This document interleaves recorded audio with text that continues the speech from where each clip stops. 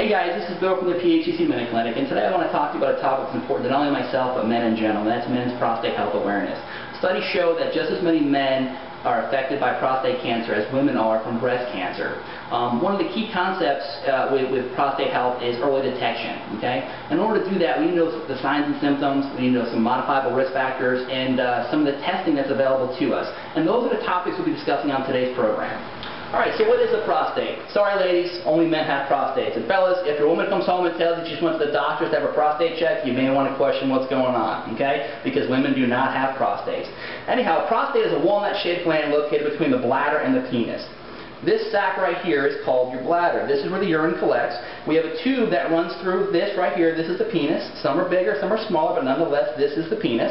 So this tube right here that goes through the penis is called your urethra. So we have urine that collects in the bladder. It runs through the urethra out of the penis.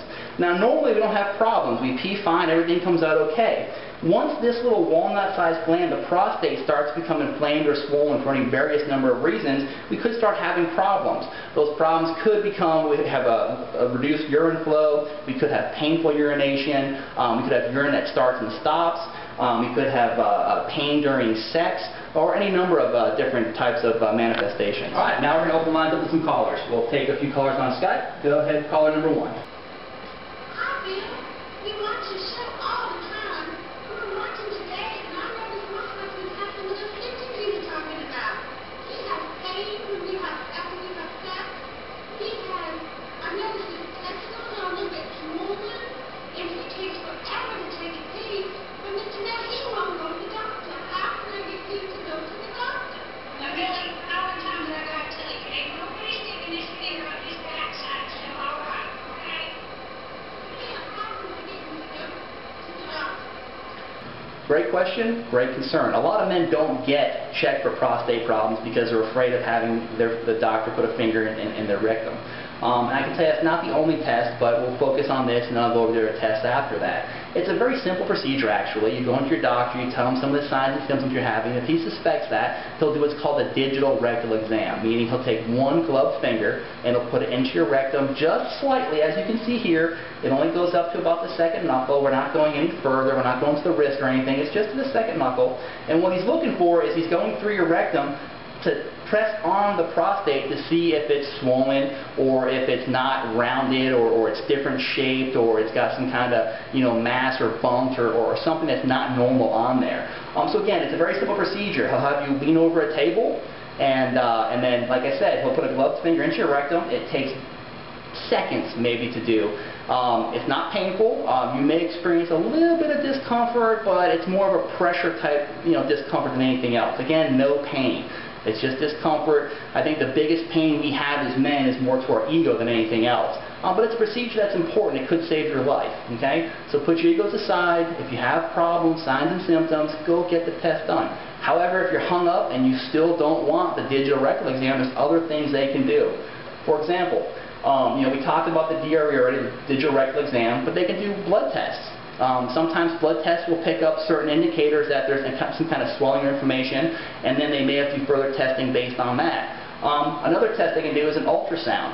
They take a little probe, they put some jelly in the area of, it's called the perineum, it's the area between your testicles and your rectum, and then they use that probe to take kind of like a black and white picture of the prostate, and they can tell if it's swollen from that point forward.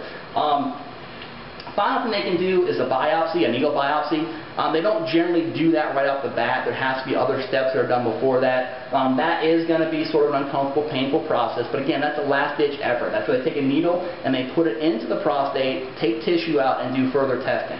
Again, that's way down the line, so it's not something to worry about. Again, the most important thing is, and the simplest thing is your digital rectal exam. If you do that, the doctor can tell you if there's problems, and we can get the problem solved, and get a treatment process started right away and save your life. All right, caller number 2, go ahead. Okay. Hi, Bill. Love the show. My father died of prostate cancer. He was 60, and I was wondering if there's anything I could do to possibly, I had a lot of years left to live. Can I do anything to prevent any prostate cancer? All right, well, thank thanks for watching the show. You brought up a good point as far as your family has a history of it. Genetics plays a big part. You can't really change that too much. So if your family has a history of it, there's a good chance you have an increased chance of having prostate problems. Age sometimes too. The older you get, the more you'll be aware of it. Over 40 in African Americans, over 50 in Caucasian Americans. Some of the things you can change, though, I noticed that you're smoking and you're having a little ding-dong or a ho-ho treat there. You want to cut out smoking. That's good for general overall health. And you want to try and eat a little bit healthier, lower saturated fats, get rid of the junk food, eat lean meats like chicken and fish, get out there and exercise some, and that will lower your chances of having any kind of prostate problems. Hey guys, thanks for watching the show. Hopefully we shed some light on this topic for you. And I'll leave you with one last thought. Don't let your pride get in the way of your life. Go out and get tested.